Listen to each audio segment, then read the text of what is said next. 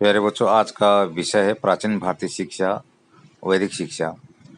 प्राचीन काल भारत में शिक्षा से क्या आशय है? वैदिक कालीन शिक्षा के अर्थ, उद्देश्य एवं आदर्शों को स्पष्ट कीजिए। प्राचीन कालीन भारत में शिक्षा से आशय। प्राचीन काल में शिक्षा का आधार वेद थे। वैदिक कालीन शिक्षा का प्रारंभ ऋग्वेदिक काल से ही हुआ और बौद्ध काल के प्रारंभ होने तक इसी शिक्षा का प्रचलन रहा। कुछ लोग वैदिक काल को अनेक उपकालों में विभाजित करते हैं। वैदिक काल का समय लगभग 2500 ईस्वी पूर्व से लेकर 6 ईस्वी पूर्व तक का है। वेद शब्द का अर्थ है ज्ञान। वेद आर्यों की सांस्कृतिक नीति है। वेद चार प्रकार के हैं। वेद चार हैं: ऋग्वेद, यजुर्वेद, सामवेद तथा अथर्ववेद। इनमें ऋग्वेद सबसे पुराना है। वैदिक कालीन शिक्षा का मूलाधार वेद ही रहे हैं। इस काल की शिक्षा प्रणाली को गुरुकुल प्रणाली कहा जाता है, यानी गुरुकुल में बच्चे पढ़ने जाते थे। वैदिक काल में भारतीय शिक्षा पर्याप्त विकसित एवं व्यवस्थित थी। इस काल में विश्व के अन्य देशों में शिक्षा की इतनी अच्छी व्यवस्था का प्रायः अभाव ही था। वैदिक काल में भारतीय समाज में शिक्षा को विशेष महत्वपूर्ण समझा जाता था।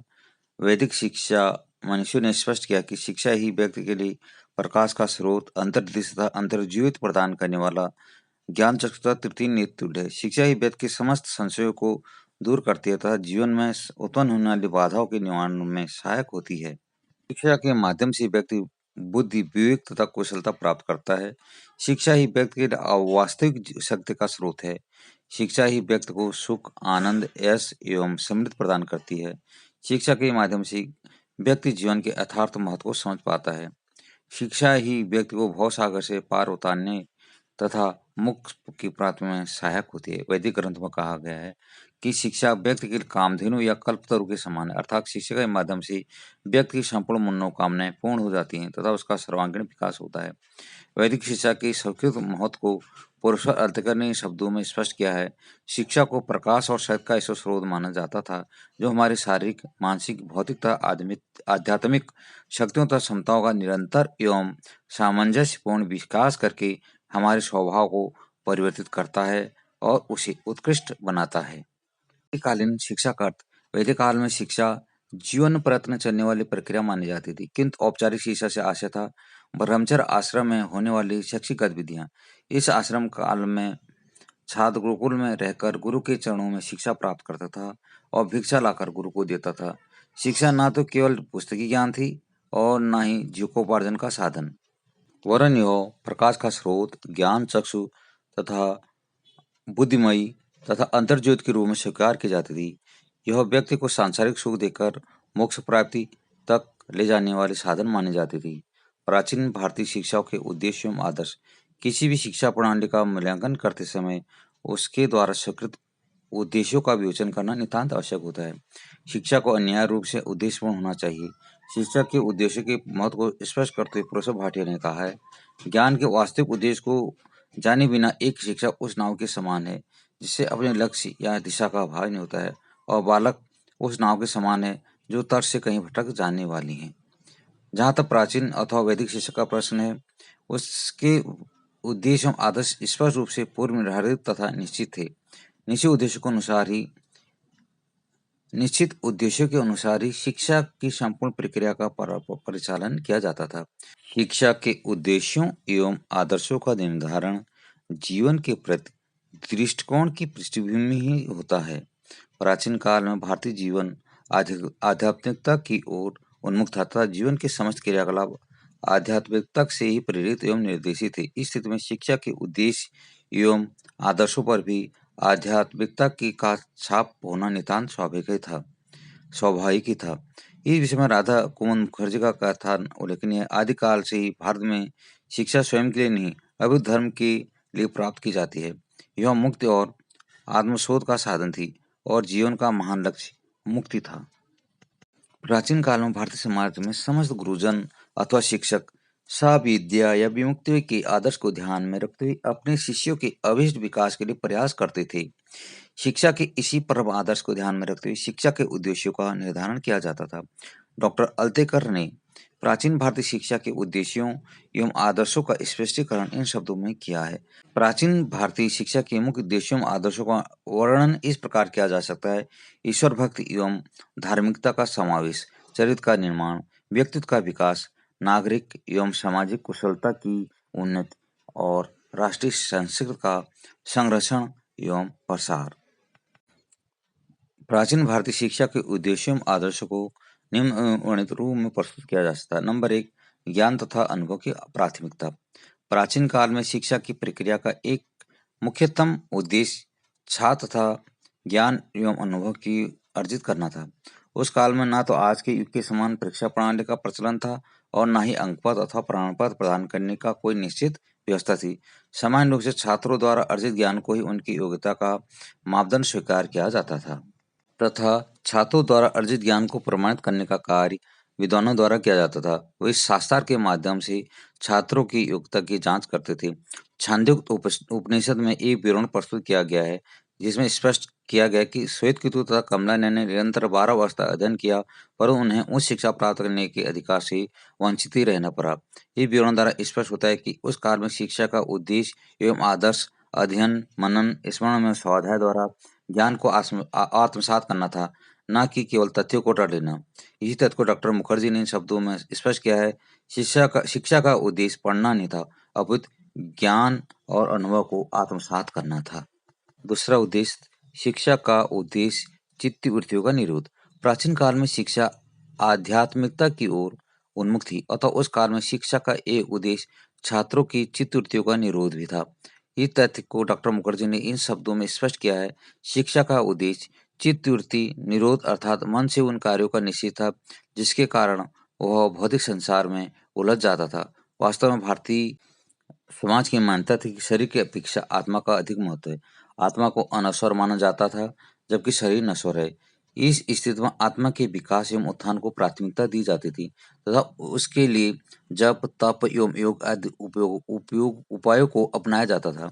इन उपायों की अभिसफलता के लिए चित्त वृत्तियों का निरोध और साथ ही साथ मन पर नियंत्रण आवश्यक था। इसी तथ्य को स्वीकार करते हुए शिक्षा के माध्यम से छात्रों को चित्त वृत्तियों के निरोध के लिए प्रशिक्षित किया जाता था। शिक्षा के इस उद्देश्य की प्राप्ति के लिए किए जाने वाले प्रयास मन को इधर-उधर भटकने से रोकती थी तथा जीवन के परम लक्ष्य अर्थात मोक्ष की प्राप्ति में सहायता प्राप्त होती थी। नंबर तीसरा, ईश्वर भक्ति तथा धार्मिकता के प्रति उन्मुख करना। प्राचीन काल की शिक्षा धर्म केंद्रित थी और उस काल में की शिक्षा का एक स्वीकृत उद्देश्य छात्रों को ईश्वर भक्ति तथा धार्मिकता के प्रति उन्मुख करना भी था। शिक्षा के इस उद्देश्य का निर्धारण भी जीवन के परम लक्ष्य अर्थात मोक्ष प्राप्ति की पृष्ठभूमि में किया गया था। मोक्ष प्राप्ति के लिए ईश्वर भक्ति तथा धार्मिकता को की भावना से परिपूर्ण होना नितांत आवश्यक था। अतः शिक्षा के इन कारकों का समावेश किया जाता था। छात्रों को ईश्वर भक्ति एवं धार्मिकता के प्रति उन्मुख करने की दृष्टि व्रत, यज्ञ, उपासना तथा धार्मिक उत्सवों एवं समारोह में भाग लेना अनिवार्य था। प्राचीन कालीन शिक्षा के इस उद्देश्य को स्पष्ट करते हुए डॉक्टर अल्तेकर का प्रस्तुत कथन उल्लेखनीय है। सब प्रकार की शिक्षा का प्रत्यक्ष उद्देश्य छात्र को समाज का धार्मिक सदस्य बनाना था।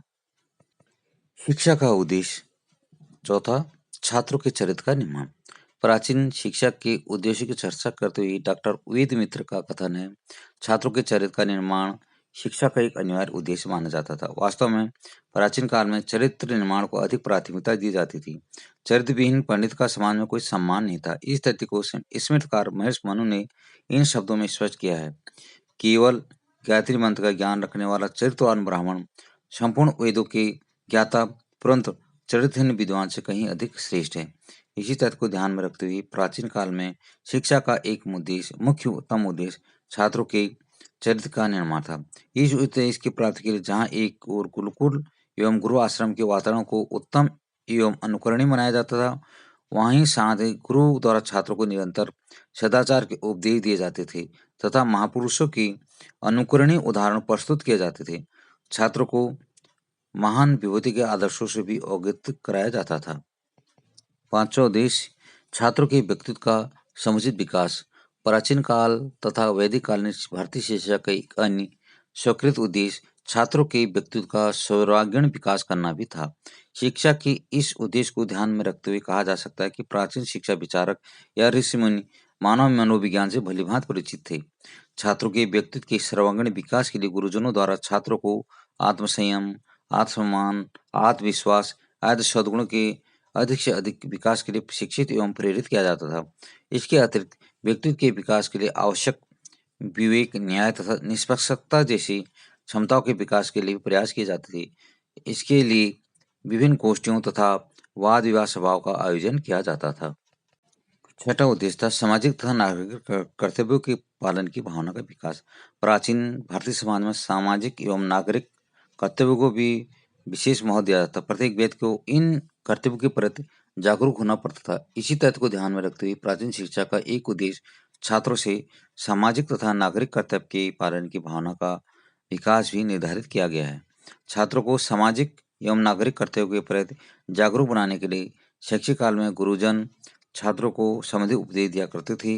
इस प्रकार के उपदेशों में प्रमुख थे अतिथि का सत्कार करना चाहिए, दीन दुखियों की सहायता करनी चाहिए, समाज में अन्य लोगों के प्रति निस्वार्थ भावना से सेवा करनी चाहिए। इस प्रकार के सामाजिक कर्तव्यों के अतिरिक्त पारिवारिक सदस्य के प्रति कर्तव्यों का भी उपदेश दिया जाता था। परिवार में व्यक्ति को पुत्र, पति एवं पिता के रूप में निर्धारित कर्तव्यों का अनिवार्य रूप से पालन करना चाहिए। नंबर 7 उद्देश्य था छात्रों में सामाजिक कुशलता का विकास। प्राचीन भारतीय शिक्षा के उद्देश्यों का स्पष्टीकरण करते हुए डॉक्टर मुखर्जी ने लिखा है, शिक्षा पूर्णतः सैद्धांतिक और साहित्यिक नहीं थी वरन किसी शिल्प से संबद्ध थी। वास्तव में उस काल में शिक्षा का एक मुख्य उद्देश्य छात्रों में सामाजिक कुशलता का विकास करना भी था। प्राचीन काल में यह स्वीकार किया जाता था कि शिक्षा केवल मानसिक विकास का साधन ही नहीं है, बल्कि शिक्षा अर्जित करके व्यक्ति में सम्मानपूर्वक अपनी तथा अपने परिवार की जीविकोपार्जन की योग्यता का भी विकास होना चाहिए। सम्मानपूर्वक जीविकोपार्जन से ही परिवार के सुख एवं समन्वय में वृद्धि होती है। इसी तथ्य को स्वीकार करके ही प्राचीन कालीन शिक्षा में उद्योग तथा व्यवसाय संबंधी शिक्षा का भी समावेश किया गया था। राष्ट्रीय संस्कृति के संरक्षण एवं प्रसार संबंधी उद्देश्य। सांस्कृतिक विकास के उद्देश्य ही प्राचीन भारतीय समाज विश्व के अन्य देशों की तुलना में अधिक उन्नत था। भारतीय वैदिक समाज को अपनी संस्कृति पर गर्व था। इस स्थिति में भारतीय समाज का अपनी संस्कृति के संरक्षण एवं प्रसार के प्रति जागरूक होना स्वाभाविक ही था। इसलिए प्राचीन भारतीय शिक्षा के निर्धारित उद्देश्य में राष्ट्रीय संस्कृति के संरक्षण एवं प्रसार को भी सम्मिलित किया गया था। इस उद्देश्य की प्राप्ति के लिए प्रत्येक परिवार में बच्चों को पारिवारिक व्यवसाय का शिक्षण एवं प्रशिक्षण दिया जाता है। इस प्रकार पारिवारिक परीक्षण के माध्यम से राष्ट्रीय संस्कृति को संरक्षण प्राप्त होता था तथा उसका निरंतर प्रसार भी होता था। उपयुक्त से स्पष्ट है कि प्राचीन भारतीय शिक्षा प्रणाली में विभिन्न उद्देश्यों को मान्यता प्रदान की गई थी। शिक्षा के उद्देश्यों को निर्धारित करते समय इस बात का ध्यान रखा गया था कि शिक्षा का स्वरूप इस प्रकार होना चाहिए जो व्यक्ति के लौकिक एवं पारलौकिक जीवन को उन्नत बनाने में सहायक हो सके। यही कारण था कि संपूर्ण विश्व के शिक्षा शास्त्रियों ने प्राचीन भारतीय शिक्षा प्रणाली की प्रशंसा की है। प्राचीन भारतीय शिक्षा अर्थात वैदिक शिक्षा की मुख्य विशेषताओं का विस्तृत विवरण प्रस्तुत कीजिए। प्राचीन भारतीय शिक्षा की विशेषताएं। प्राचीन भारतीय शिक्षा अर्थात वैदिक शिक्षा अपने आप में मौलिक शिक्षा प्रणाली थी। हमारे देश में उस प्राचीन काल में भी शिक्षा की सुव्यवस्थित रूप व्यवस्था थी जिस काल में विश्व के अन्य देश व्यवस्थित शिक्षा से परिचित नहीं थे। प्राचीन भारतीय शिक्षा कुछ अति विशिष्ट गुणों एवं विशेषताओं से युक्त थी। इस प्राचीन भारतीय शिक्षा ने जहाँ एक महान भारतीय संस्कृति के विकास में भरपूर योगदान दिया, वहीं असंख्य महान व्यक्तित्व के विकास में अपनी महत्वपूर्ण भूमिका निभाई। इस तथ्य को ध्यान में रखते हुए डॉक्टर पी.एन. प्रभु ने इस प्रकार कहा है, इसने शक्तिशाली व्यक्तियों का निर्माण किया, जिनकी मानसिक शक्तियाँ सुविकसित थी तथा जिनकी ज्ञान भावना पवित्र एवं क्रियाशील थी। तो यदि हम देखें प्रमुख विशेषताएं। नंबर 1 वैदिक कालीन शिक्षा की विशेषताएं। नंबर 1 विद्यारंभ संस्कार का प्रचलन। वैदिक काल में शिक्षा धर्म पर आधारित थी अतः शिक्षा को प्रारंभ करते समय भी एक धार्मिक संस्कार को संपन्न किया जाता था। इस संस्कार को विद्यारंभ संस्कार कहा जाता था। कुछ विद्वानों ने इस संस्कार को अक्षर स्वयंकरणम भी कहा है। जो हमारे 16 संस्कार हैं वो हमारी शिक्षा से संबंधित हैं। बालक द्वारा प्राथमिक शिक्षा आरंभ करने के लिए यह संस्कार दिया जाता था। यह भी कहा जा सकता है कि बालक को अक्षर ज्ञान प्रदान करने के समय यह संस्कार दिया जाता था। डॉक्टर वेदमित्र के शब्दों में यह संस्कार 5 वर्ष की आयु में होता था और साधारणतः समझ जाते कि बालकों के लिए था। इस महत्वपूर्ण संस्कार के अवसर सर्वप्रथम बालक द्वारा सरस्वती, विनायक तथा कुल देवताओं की उपासना की जाती थी। अगला है उपनयन संस्कार का महत्व। उपनयन संस्कार का महत्व। वैदिक तथा प्राचीन भारतीय शिक्षा की विशेषता उपनयन संस्कार को अनिवार्य रूप से संपन्न करना भी था। शाब्दिक अर्थ के अनुसार उपनयन संस्कार से आशय है बालक को गुरु के पास ले जाना। इस अर्थ के अनुसार जब बालक को शिक्षा प्राप्त करने के लिए गुरु के पास अर्थात गुरुकुल में ले जाया जाता था तब उपनयन संस्कार संपन्न किया जाता था। इस अवसर पर सर्वप्रथम गुरु द्वारा शिष्य को गायत्री मंत्र का उपदेश दिया जाता था। तदुपरांत व्यवस्थित शिक्षा प्रदान की जाती थी। पूर्व वैदिक काल में उपनयन संस्कार के लिए किसी भी प्रकार का भेदभाव नहीं किया जाता था। प्रत्येक वर्ण के बालक का उपनयन संस्कार आवश्यक था। उस काल में वर्ण का निर्धारण जब नहीं अपित कर्म होता था, परंतु जब वर्ण व्यवस्था क्रमशः जाति व्यवस्था में परिवर्तित होने लगी तब शूद्रों को उपनयन संस्कार से वंचित कर दिया गया तथा केवल ब्राह्मण, क्षत्रिय तथा वैश्य वर्णों के बालकों को ही उपनयन संस्कार होने लगा। ये उपनयन संस्कार की आयु भी अलग अलग उम्र के बच्चों के लिए अलग थी। जैसे ब्राह्मण के बालकों के लिए 8 वर्ष, क्षत्रिय के लिए 11 वर्ष, तब वैश्य बालकों के लिए 12 वर्ष की निर्धारित की गई। और ऐसा माना जाता था कि उपनयन संस्कार के साथ ही साथ शैशव अवस्था भी बालक की समाप्त हो जाती है।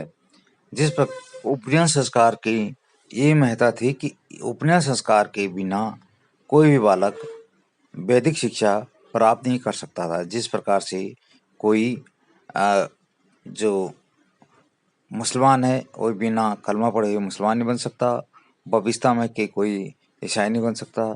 इसी प्रकार से कोई भी बालक बिना उपनयन की वैदिक शिक्षा प्राप्त नहीं कर सकता था। अगला है समावर्तन संस्कार का प्रचलन।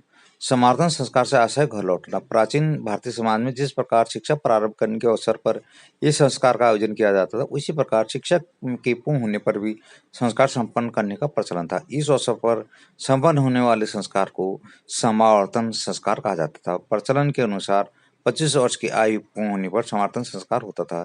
इस संस्कार के संपन्न होने के साथ ही साथ शिक्षार्थी शिक्षा पूर्ण कर गुरुकुल से विदा लेकर अपने घर गमन करता था। इसी संस्कार के साथ ही साथ ब्रह्मचर्य आश्रम की अवधि पूर्ण समझी जाती थी। यह वर्तमान में विश्वविद्यालयों में दिए जाने वाले दीक्षांत समारोह के समान है। वैदिक शिक्षा प्रणाली के अंतर्गत दिए जाने समावर्तन उपदेश का सार इस प्रकार हुआ करता था। हे शिष्य, सर्वदा सत्य बोलना, अपने कर्तव्य का पालन करना, स्वाध्याय में प्रमाण मत करना, जो अच्छे कार्य हमने तुम्हें किए हैं तुम उनका अनुकरण करना, श्रद्धा से दान देना, तुम्हें हमारा यही आदेश है, यही उपदेश है। वैदिक शिक्षा प्रारंभ करने की आयु तथा अवधि संबंधी नियम। वैदिक शिक्षा प्रारंभ करने के लिए उपनयन संस्कार आवश्यक था, परंतु उपनयन संस्कार कब इसके विषय में कुछ नियमों को ध्यान में रखा जाता था। सामान्य रूप से 8 से 12 वर्ष की आयु के मध्य उपनयन संस्कार हुआ करता था। महर्षि मन ने वर्णों के अनुसार उपनयन संस्कार की आयु निर्धारित की थी। ब्राह्मण, क्षत्रिय तथा वैश्य बालकों के लिए क्रमशः 8, 11 तथा 12 वर्ष की आयु उपनयन संस्कार के लिए निर्धारित की थी। मनु ने उपनयन संस्कार की न्यूनतम आयु के साथ ही साथ उच्चतम आयु का भी उल्लेख किया था। उनके अनुसार ब्राह्मण, क्षत्रिय तथा वैश्य परिवार के बालकों के लिए उपनयन संस्कार की अधिकतम आयु क्रमशः 16, 22 तथा 24 वर्ष की हो सकती थी। उपनयन संस्कार की आयु के साथ ही साथ वैदिक काल में अध्ययन काल भी निर्धारित था। सामान्य रूप से उपनयन संस्कार के उपरांत बालक को 12 वर्ष तक का अध्ययन करना होता था। विशिष्ट एवं व्यापक शिक्षा प्राप्त करने के लिए शिक्षार्थियों को क्रमशः 36 अथवा 48 वर्ष की आयु तक भी शिक्षा प्राप्त कर सकते थे। भिन्न भिन्न अवधि तक शिक्षा ग्रहण करने वाले शिक्षार्थियों को क्रमशः स्नातक, वसु, रुद्र तथा आदित्य की उपाधियां प्रदान की जाती थी। शिक्षा ग्रहण करने का वातावरण अथवा विद्यालय। किसी भी काल की शिक्षा प्रणाली की विशेषताओं का उल्लेख करते समय शिक्षा ग्रहण के वातावरण अथवा विद्यालय के स्वरूप का उल्लेख करना भी आवश्यक होता है। जहाँ तक वैदिक काल के विद्यालयों का प्रश्न है, इस विषय में कोई निश्चित जानकारी उपलब्ध नहीं है। एक अनुमान के आधार पर डॉक्टर अल्तेकर ने इस विषय में अपने विचार इन शब्दों में प्रकट किए हैं। अच्छे मौसम में कक्षाएं वृक्षों की छाया में होती होंगी, किंतु वर्षा ऋतु में किसी प्रकार के साधारण आच्छादन की व्यवस्था अवश्य होगी। जहाँ तक देवालयों में शिक्षा ग्रहण करने का कोई वाले छात्रों का प्रश्न है, वहाँ उनके लिए भव्य और विशाल भवन थे। वैदिक काल में शिक्षण की प्रक्रिया अधिक से अधिक प्राकृतिक वातावरण में संपन्न होती थी। सामान्य रूप से तपोवन में ही ऋषि मुनि ज्ञान के व्याख्यान किया करते थे। तपोवन का वातावरण शुद्ध प्राकृतिक वातावरण में ही होता था। शिक्षार्थी प्रकृति के निकट संपर्क में रहते थे। इस प्रकार प्राकृतिक वातावरण का शिक्षार्थियों की मानसिक, शारीरिक तथा सौंदर्य बोध के विकास पर अनुकूल प्रभाव पड़ता था। छठा है गुरुकुल प्रणाली का प्रचलन। वैदिक शिक्षा अथवा प्राचीन भारतीय शिक्षा की विशेषताओं का उल्लेख करते समय इस काल में प्रचलित गुरुकुल प्रणाली का उल्लेख करना आवश्यक है। गुरुकुल प्रणाली की सैद्धांतिक मान्यता को डॉक्टर एस.एन. मुखर्जी ने इन शब्दों में स्पष्ट किया है। वैदिक कालीन भारत शिक्षा की पारिवारिक प्रणाली में विश्वास करता था, न कि शिक्षा संस्थाओं में यांत्रिक विधियों द्वारा विशाल पैमानों पर छात्रों के उत्पादन में। गुरुकुल से आशय गुरु के आश्रम से था। सामान्य रूप से गुरु किसी नगर अथवा ग्राम से कुछ दूरी पर किसी रमणीक प्राकृतिक स्थान पर अपना आश्रम स्थापित किया करते थे। यह आश्रम शिक्षा के दृष्टिकोण से गुरुकुल कहलाता था। शिक्षा ग्रहण करने के इच्छुक छात्रों को स्थायी रूप से गुरुकुल में ही रहना पड़ता था। इस प्रकार गुरुकुल आवासीय विद्यालय थे। गुरुकुल के निर्धारित नियम होते थे, जिनका पालन प्रत्येक छात्र के लिए समान रूप से अनिवार्य होता था। गुरुकुल में छात्रों के प्रति किसी प्रकार का भेदभाव नहीं हुआ करता था, भले कोई छात्र राजा का पुत्र हो या किसी निर्धन कृषक या साधारण सैनिक का। गुरुकुल में रहकर छात्रों को गुरु की सेवा करनी होती थी तथा भिक्षाटन के लिए जाना भी आवश्यक था। गुरुकुल में रहकर छात्र गुरु के क्रियाकलापों का निकटता से अवलोकन करते थे तथा उनके विचारों को कार्यों के माध्यम से सीखते थे। इस प्रकार गुरुकुल शिक्षा प्रणाली जीवन केंद्रित शिक्षा प्रणाली थी। सातवां है वैदिक शिक्षा का स्वरूप। वैदिक शिक्षा मूल रूप से धर्म केंद्रित शिक्षा थी। धार्मिक मान्यता से ही शिक्षा के आदर्शों, उद्देश्यों, व्यवस्था, विषय सामग्री तथा छात्रों के शैक्षिक कार्यकलापों का निर्धारण होता था। ज्ञान को अर्जित करना एवं धार्मिक कर्तव्य स्वीकार किया जाता था। धर्म के माध्यम से ही ज्ञानार्जन किया जाता था। वैदिक शिक्षा के धर्म पर आधारित स्वरूप के विषय में गुन्नार मिर्डल का प्रस्तुत कथन उल्लेखनीय है। शिक्षा पीढ़ी दर पीढ़ी होने वाले धार्मिक व्यक्तियों के निर्देशों का संकलन थी। मंत्रों, देवगीतों, धर्म ग्रंथों का उस समय तक पाठ किया था जिस समय तक कोई कंठस्थ नहीं हो जाते थे, क्योंकि उस समय ये पुस्तकें ज्यादा नहीं होती। सर्वसुलभ तथा निःशुल्क शिक्षा व्यवस्था। सर्वसुलभ तथा निःशुल्क शिक्षा व्यवस्था। प्राचीन भारत में नियमानुसार शिक्षा सर्वसुलभ थी। इसका मुख्य कारण था कि शिक्षा निःशुल्क थी। निःशुल्क शिक्षा की सुविधा उपलब्ध होने के कारण कोई भी बालक आर्थिक कारणों से शिक्षा प्राप्ति से वंचित नहीं रहता था। वैदिक काल में शिक्षा शुल्क नहीं था। इसके स्थान पर गुरु दक्षिणा का प्रचलन था। गुरु दक्षिणा कोई निर्धारित शुल्क नहीं था। इसका रूप कुछ भी हो सकता था। संपन्न छात्र भले धन, भूमि, पशु, अन्न भंडार कुछ भी दे सकते थे, परंतु शंकराचार्य ने अपने गुरु को माता लौंग ही गुरु दक्षिणा के रूप में दिए थे, तब उसी से उनकी गुरु संतुष्ट हो गए थे। गुरु दक्षिणा का एक रूप शिष्य एकलव्य द्वारा गुरु दक्षिणा को अपने हाथ का अंगूठा देना भी था। वैदिक काल में शिक्षा को अनिवार्य मनाने के प्रयास किए गए थे। इस तथ्य को डॉक्टर वेद वित्र ने इन शब्दों में स्पष्ट किया है। मनु का कथन कि राज्य और समाज को 5 या 8 वर्ष की आयु के पश्चात बालक और बालिकाओं के लिए शिक्षा को अनिवार्य बना देना चाहिए और जो व्यक्ति अपने बच्चों को इस आयु के उपरांत घर पर रखें उसको दंड दिया जाना चाहिए। शिक्षण पद्धति तथा शिक्षण का समय। प्राचीन अथवा वैदिक शिक्षा की उल्लेखनीय विशेषता यह थी कि उस काल में व्यक्तिगत शिक्षण पद्धति को अपनाया जाता था। बालक तथा शिशु के समुचित विकास के लिए व्यक्तिगत शिक्षण पद्धति को उत्तम माना जाता है। इसमें गुन्नार मेडल का कथन है इस प्रकार है। हिंदू धर्म की सीमा के अंतर्गत शिक्षा की पद्धति व्यक्तिगत थी, क्योंकि प्रत्येक गुरु के अपने स्वयं के शिष्य होते थे। इस काल में शिक्षण के लिए गुरुजन मुख्य रूप से प्रवचन तथा व्याख्यान विधि को ही अपनाया करते थे। श्रवण, मनन, चिंतन, स्वाध्याय तथा पुनरावृत्ति के माध्यम से विषय के ज्ञान को पूर्ण रूप से अर्जित किया जाता था। गुरु विषय को शुद्ध उच्चारण के माध्यम से शिष्य को सुनाते थे तथा शिष्य भी उसी प्रकार शुद्ध उच्चारण को सीखते थे। बाद में शिष्य एकांत में स्वयं उच्चारण का अभ्यास करते थे तथा विषय को भलीभांति समझने के लिए चिंतन, मनन तथा स्वाध्याय का अभ्यास करते थे। यदि विषय के प्रति किसी प्रकार शंका या समस्या होती तो उसके समाधान तथा विषय के स्पष्टीकरण के लिए आवश्यकतानुसार वाद विवाद, शास्त्रार्थ और प्रश्नोत्तर विधि को अपनाया जाता था।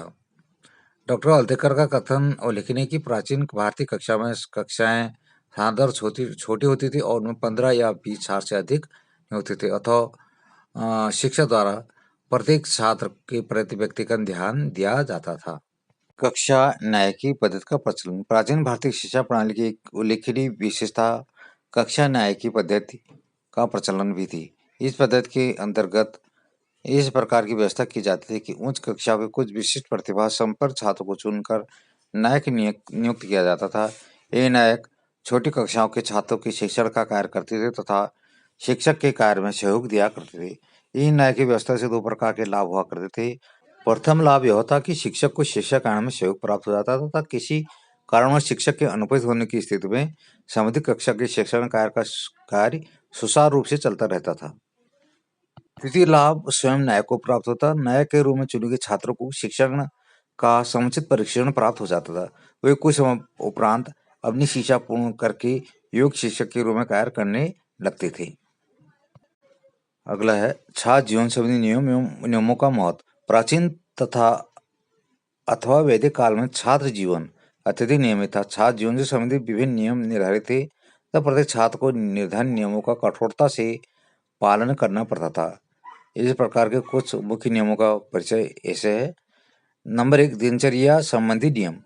छात्र जीवन में नियमित दिनचर्या का सर्वाधिक महत्व होता है। वैदिक काल में छात्र की दिनचर्या अत्यधिक नियमित थी। छात्रों के लिए प्रातःकाल ब्रह्म मुहूर्त में उठना अनिवार्य होता था।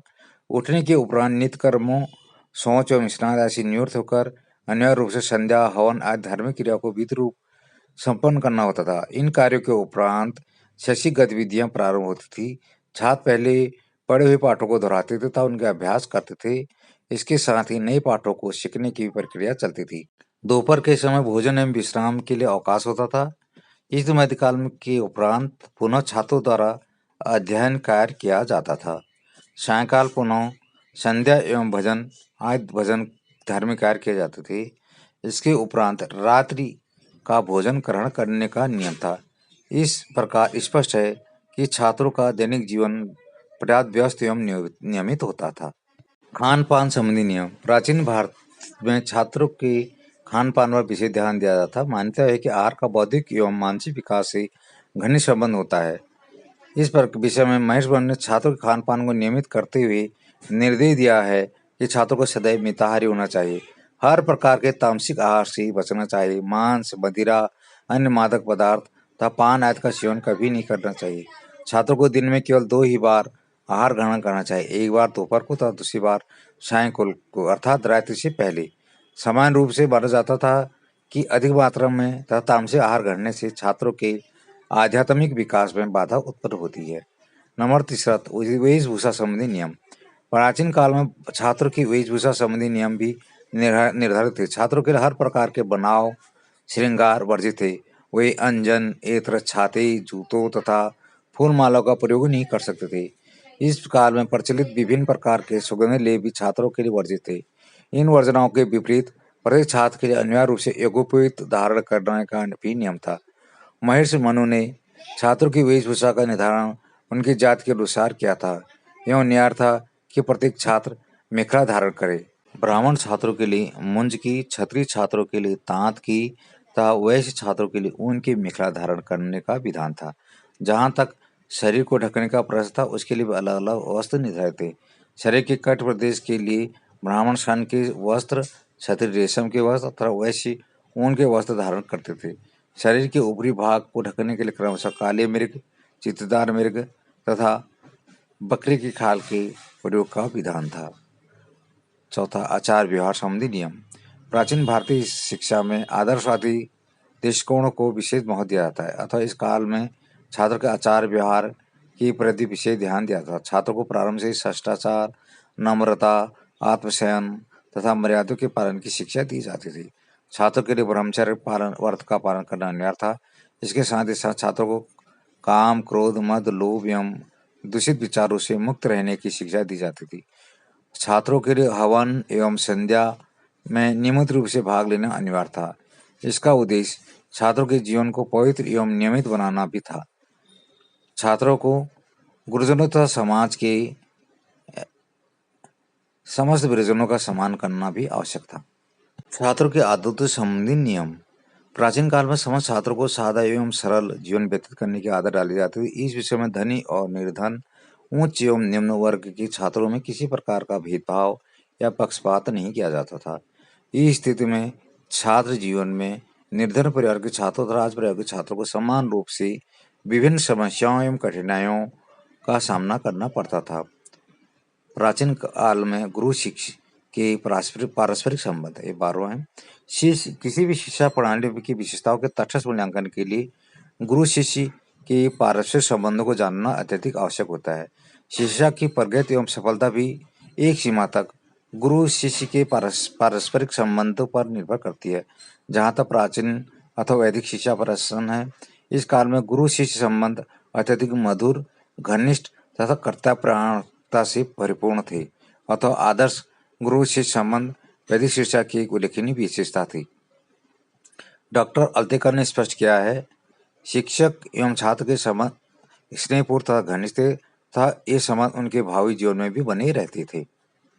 शिक्षक के जो कर्तव्य अपने छात्रों के प्रति, वह वैदिक काल में गुरु अथवा शिक्षक की भूमिका जो है अत्यधिक दायित्वपूर्ण थी और वह अपने छात्र के प्रति उसके बौद्धिक एवं आध्यात्मिक पिता की भूमिका निभाता था और उसका अपने छात्र के प्रति पुत्रवत व्यवहार होता था और उसे स्नेह एवं कर्तव्य से प्रेरित होकर अपने छात्र के शारीरिक, मानसिक और आत्मिक विकास के लिए निरंतर प्रयास किया करते थे। छात्र के कर्तव्य शिक्षक के प्रति। प्राचीन तथा वैदिक काल में शैक्षिक वातावरण में शिष्य अपने गुरु को पितातुल्य सम्मान प्रदान करते थे। छात्रों का कर्तव्य था कि वे गुरु की प्रत्येक आज्ञा का पालन करें। हर प्रकार से गुरु की सेवा करना छात्र का परम कर्तव्य माना जाता था। छात्र स्वेच्छा से एवं अत्यधिक लगन से गुरुकुल के समस्त कार्य किया करते थे। वास्तव में प्राचीन काल में छात्र के लिए गुरु का स्थान बहुत ऊंचा था। वह किसी भी प्रकार से राजा, माता पिता या देवता से निम्नतर नहीं माना जाता था। विशेष गुरु की महत्ता इस श्लोक से समझी जा सकती है। गुरु ब्रह्म गुरु विष्णु गुरुदेवो महेश्वर गुरु साक्षात् परब्रह्म तस्मै श्री गुरुवे नमः। प्राचीन शिक्षा में दंड व्यवस्था। शैक्षिक जीवन काल में अत्यधिक अनुशासन एवं व्यवस्था का काल माना जाता है। अनुशासन एवं व्यवस्था बनाने के लिए ये उपाय दंड भी है। अथवा किसी भी शिक्षा प्रणाली में दंड के प्रति स्वीकृत दृष्टिकोण का विचार करना भी अनिवार्य होता है। जहाँ तक प्राचीन तथा वैदिक शिक्षा प्रणाली का प्रश्न है, उस काल में छात्रों को अनुशासित, नियमित एवं व्यवस्थित जीवन व्यतीत न करने पर दंड देने का विधान भी था। इस काल में मुख्य रूप से अपनाए जाने वाले दंड थे छात्र को गुरु द्वारा समझाना बुझाना, आवश्यक उपदेश देना तथा उपवास अथवा भूखा रखना। तथा जहाँ तक शारीरिक दंड का प्रश्न है, इस विषय में मतभेद है। आप स्तंभ ने स्पष्ट किया है कि प्राचीन काल में गुरु छात्र को दंडित करने के लिए उपवास रखवा सकता था तथा उसे अपने पास से दूर भेज सकता था। इस प्रकार महेश मनु ने दंड विधान को स्पष्ट करते हुए कहा है कि गुरु छात्र को रज्जु या पतली छड़ी से प्रताड़ित कर सकता है। इस प्रकार कहा जा सकता है कि प्राचीन काल में दंड का प्रचलन तो था, परंतु सामान्य रूप से कठोर दंड नहीं दिया जाता था। प्राचीन भारतीय शिक्षा बाहरी नियंत्रण से मुक्त थी। शिक्षा प्रणाली की विशेषताओं का उल्लेख करते हुए हम इस बात पर विचार किया जाता है कि शिक्षा प्रणाली स्वतंत्र है या किसी अन्य सत्ता के नियंत्रण में है। सामान्य रूप से राज्य अथवा पूंजीपति वर्ग तक शिक्षा को नियंत्रित करने के उदाहरण मिलते हैं, परंतु प्राचीन भारतीय शिक्षा हर प्रकार के बाहरी नियंत्रण से मुक्त थी। गुरुकुल के अध्यक्ष या प्रधान शिक्षक द्वारा ही शिक्षा की नीति, स्वरूप आदि का निर्धारण होता था। राज्य या सरकार का शिक्षा के क्षेत्र में हस्तक्षेप वर्जित था। इसी तथ्य को डॉक्टर P.N. प्रभु ने इन शब्दों में स्पष्ट किया है, प्राचीन भारत में शिक्षा राज्य या सरकार या किसी दलबंदी के किसी प्रकार के बाहरी नियंत्रण से मुक्त थी। उपयुक्त विवरण द्वारा प्राचीन अथवा वैदिक शिक्षा की मुख्य विशेषताएं स्पष्ट हो जाती हैं। इन विशेषताओं को ध्यान में रखते हुए कहा जा सकता है कि प्राचीन भारतीय शिक्षा व्यवस्था अत्यधिक उन्नत एवं कल्याणकारी थी। इस गौरवमय शिक्षा प्रणाली की प्रशंसा करते हुए डॉक्टर F.E. ने कहा है, ब्राह्मण शिक्षकों ने जिस शिक्षा प्रणाली का विकास किया वह न केवल साम्राज्य के पतन और समाज के परिवर्तन से अप्रभावित रही, वरन उसने हजारों वर्ष तक उच्च शिक्षा की ज्योति को प्रज्वलित रखा।